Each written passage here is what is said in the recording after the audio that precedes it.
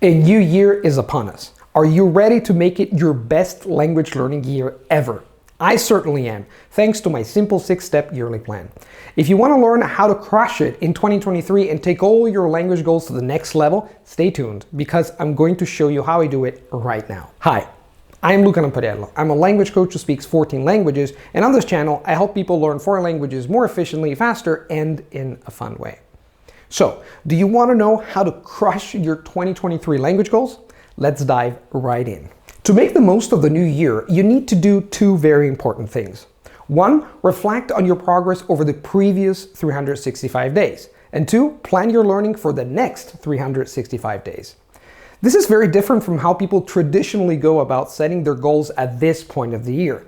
Typically, people just set their New Year's resolutions around what they like to accomplish at the end of the year and just go for it. This plan requires a little more thinking, but it does a better job of setting you up for success. It encourages you to build upon your last year of learning experiences by creating an action plan at the 3-month, 1-month, and daily levels. As a result, you'll always be aware of what you should be working on, and you will always be able to stay on track. But enough theory. Let's talk about the steps of this plan so you can put it into practice and crush 2023. The 6 steps of the plan are as follows. Reflect on your language learning progress over the past year. Assess your current language skills. Visualize yourself 1 year from now. Establish key goals and objectives for the next 3 months. Break down your key goals into daily habits. Review and adjust your plan every 3 months. Step 1. Reflect on your language learning progress over the past year. The first thing you must do is look back on the previous year and think about all that you've accomplished in your language learning.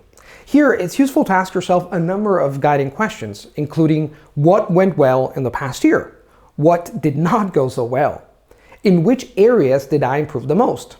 In which areas do I still need to improve? What were my biggest lessons learned over the year?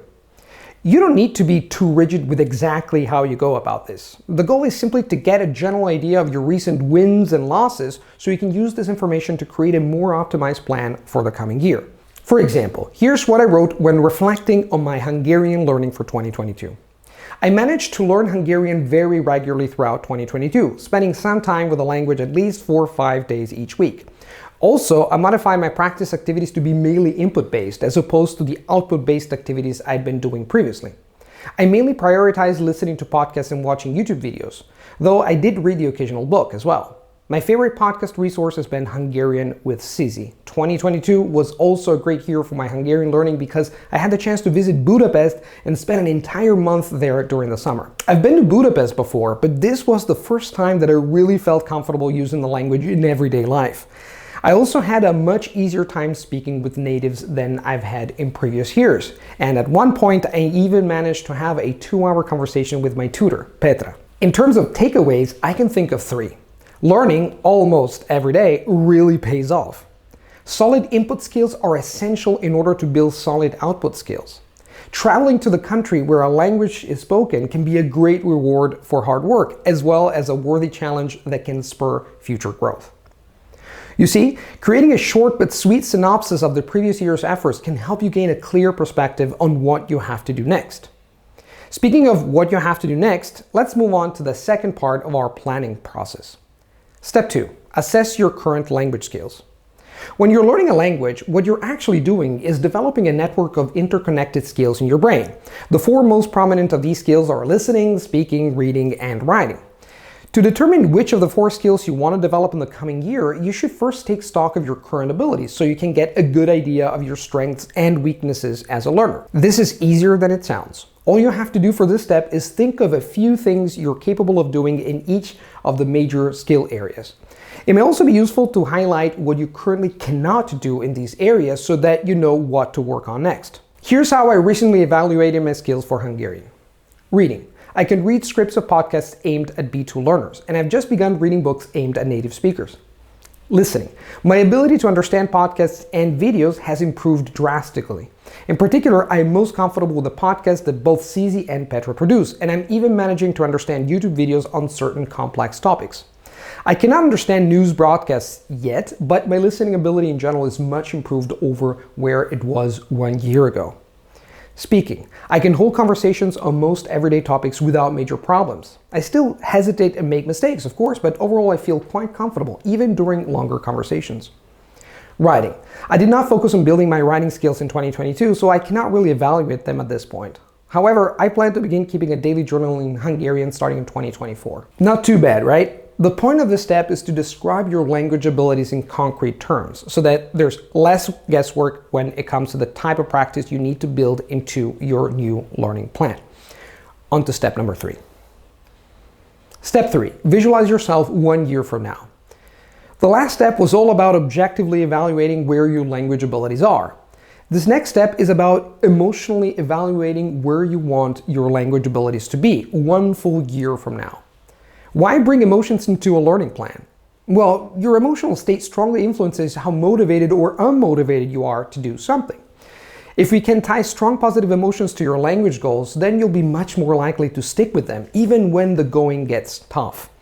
We can build this connection between our emotions and our goals through creating a visualization. More specifically, by visualizing our future self after he or she has accomplished all the goals that we are about to set in this plan. We can build this connection between our emotions and our goals through creating a visualization. More specifically, by visualizing our future self after we have accomplished all the goals that we're about to set in this plan. I like to treat this as a kind of meditative exercise. I close my eyes and try to create a vivid mental picture of myself at the end of the year, doing all the things I want to be able to do in my target language. Once I've created a sufficiently vivid mental image, I write it down so that I can refer to it and expand upon it through the year. Here's the end of the year visualization I recently created for Hungarian. 31st of December 2023. I'm in Budapest, drinking a glass of palinka in my friend's apartment. We're having a party and I'm speaking Hungarian with the people there. Everyone I talk to is amazed at how well I speak Hungarian. Wow, your pronunciation is incredible, one person says. You're so fluent, says another. I'm excited because I plan on spending several months in Budapest in 2024 and I'll surely improve even more by then. The future is bright.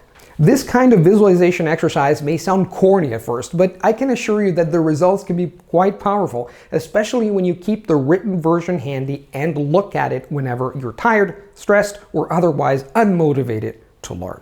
Okay, time for step number 4. Step 4, establish key goals and objectives for the next 3 months. The previous steps should have given you a good idea of where you need and want to improve your language skills by the end of the year.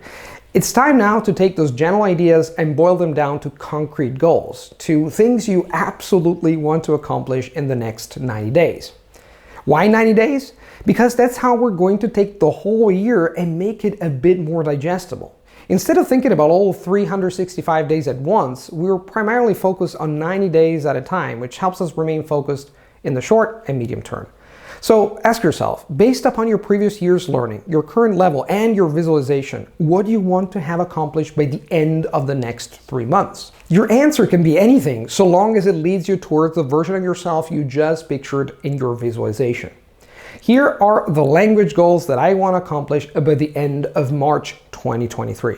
I want to be able to understand most podcasts aimed at learners, especially CZ's podcasts, even the most difficult ones.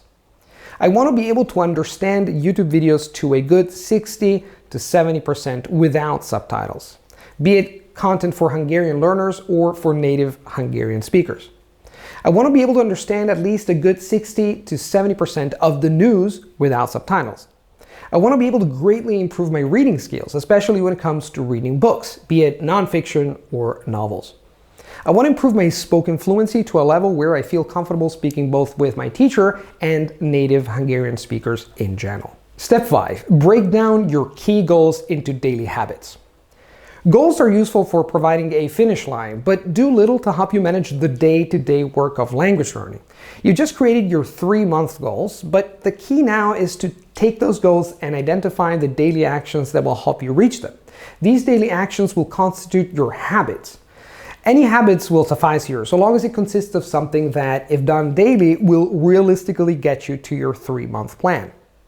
In the last section, I mentioned that I want to be able to listen to a certain level of podcast, watch a certain level of YouTube video without difficulty, and even watch the news comfortably.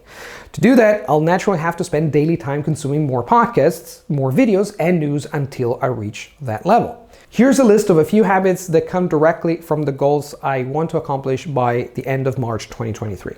I want to listen to at least one episode of the Hungarian with Sisi podcast every day, and even take her course once it's available. I want to watch at least 3 YouTube videos every week. I want to watch the Hungarian news for at least 5 minutes a day. I want to read at the very least 2 or 3 pages of a book every week. I want to talk to my Hungarian tutor Petra at least once a week and review the lesson 24 hours later. Step 6. Review and adjust your plan every 3 months. The last step in our 6-step planning sequence is actually a recurring one. Every 3 months, you should take out your learning plan to review and revise it. Additionally, you should revisit steps 4 and 5 and come up with both goals and habits for the next 3 months. Naturally, since the year can be divided up into 4 periods of 90 days, you'll have to come up with the 4 90-day plans before the year is done, so keep that in mind. Since it's only January and this is something you'll have to do regularly throughout the year, I recommend using a calendar or setting up some kind of recurring reminder for you to return to your plan every 3 months and set up your new goals and habits. Alright, those are the steps of my 6-part annual language learning plan. Sitting down every January to plan my language learning like this has done wonders for my ability to stay focused and make serious progress in recent years. So I'm certain that it will create powerful results for you as well. Let's quickly recap the 6 steps of the planning process. Reflect on your language learning progress over the past year.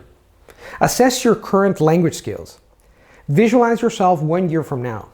Establish key goals and objectives for the next 3 months. Break down your key goals into daily habits. Review and adjust your plan every 3 months. Before we go, I want to leave you with one final tip. Once you write out your yearly plan, print it out, decorate it, and leave it somewhere where you always see it when you sit down to learn. This will serve you as a powerful reminder of why you're learning, and also help you remember to review and revise the plan as the year goes on. If you'd like to learn more about how I plan my own language learning, check the links in the description box, as I've left some goodies for you there. In any case, thanks for watching. I wish you all the best as you begin this new year, and I sincerely hope you'll be able to achieve all of your language goals by year's end.